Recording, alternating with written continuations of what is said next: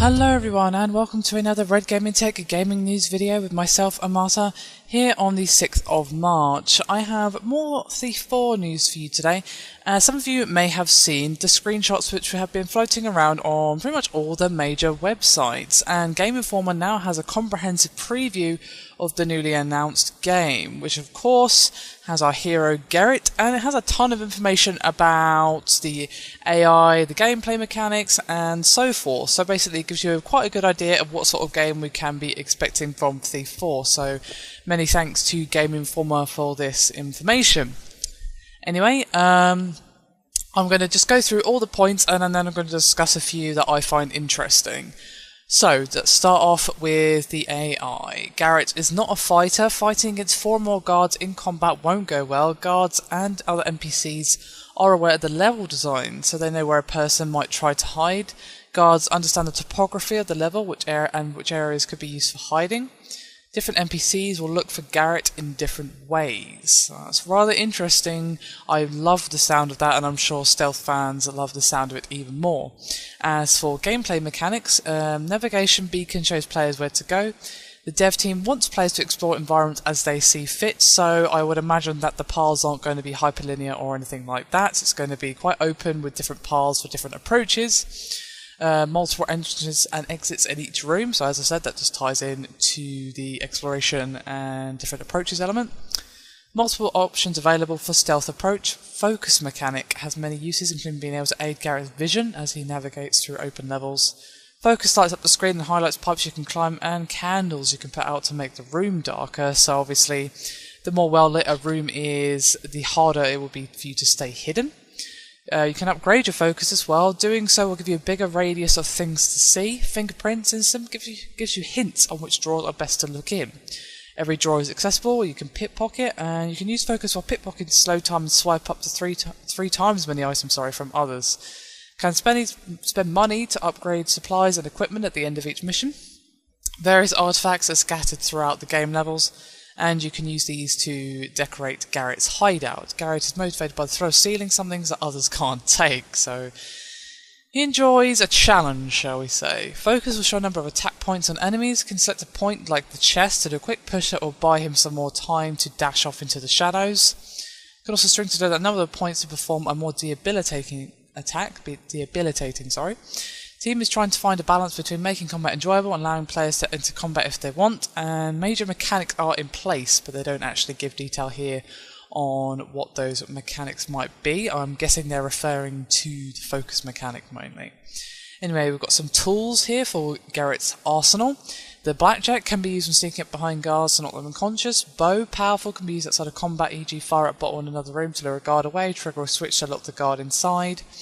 Specialty arrows, different uses. Dry ice arrow can be used to snuff flames from far away. Smoke starter arrow, cover and a distraction. Claw, grapple attaches to certain points. So Garrett has quite a few tools in his arsenal to basically distract guards and maybe even take them out from a distance as well. I'm sure that it was going to be taken consideration as well. And some general points here. Garrett's design was made by game director Nicholas Cantin, and Garrett's scar represents that his past has left long-lasting effects on his life. Eidos being vague about how faithful the team has remained to the original Thief lore, which is not exactly promising, shall we say. I'm sure many hardcore Thief fans are going to want them to keep the older games in mind, but we shall see. Many of the series' magical elements will be toned down, and Eidos Montreal compares game development to a high-speed train collision between art and technology, so that's a bit of a box art blurb, to be honest. Not sure if that actually means anything. The staff experimented featuring a new character, making it a third-person game involving either tactical gameplay or environmental clambering like Assassin's Creed. And at one point in development, the game had so many third-person transitions that the constant camera shifting was making people sick. Many experiments during the first year's development. So, although a lot of these experiments sound like they're definitely not going to be put into the final product, it's always nice to see when a development team is actually experimenting a little with the formula, seeing what works, seeing what doesn't work. You know, that's how good games are made. That's how new IP, that's how interesting ideas are come out just by someone saying, hey, this might sound crazy, but let's try this. And they don't always work, sure, you know. science and experimentation does sometimes blow up in your face, but sometimes it gives you something glorious, and it's nice to see there's not just kind of going, oh yeah, we can just put this in, yeah, let's stick to the old formula. No, it's nice to see that they're experimenting a little, but I'm sure people will want them to not experiment too much with the game, as obviously the Thief series is considered a classic, especially to stealth fans. I personally have never played any of the Thief games, but that's really because stealth is not really my cup of tea. But I think I'm going to be giving this one a go, because it actually sounds like my kind of stealth game, where there's many options to approach a target, and you wouldn't necessarily get an instant failure for being spotted, although obviously that's not really the optimal way. I'm not really a fan of games where, you're really harshly penalised, and it's nice to know that you can fight if you need to, but it's not really optimal. I do like several of the things mentioned here in this news video, such as but mostly how open this game sounds.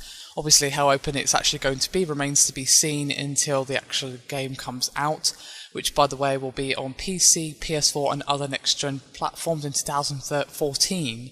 So not going to be a PS4 launch title or anything like that, but it's nice to see that they're going to be launching it on the next-gen consoles and maybe giving it basically a graphical shine as well. I'd be very curious to see what old school fans of the Thief series think, and what your opinions are on the details I've given here. Do you have any concerns? Do you have any mechanics that you feel, hang on, that isn't what the Thief series is about? Or is there something they're just missing? Or are you pretty happy with it? It'd be nice to hear the opinion of someone who has actually experienced the Thief games. Like I said, I most likely will be taking a look at this at some point. But obviously it's not even due out for a while, so we've got a while to go before you're going to see RGT plays Thief 4 and things like that. Anyway, that's it for this particular video. As I said earlier, please do hit me up with any comments and thoughts on this particular topic. It's always good to hear from you guys.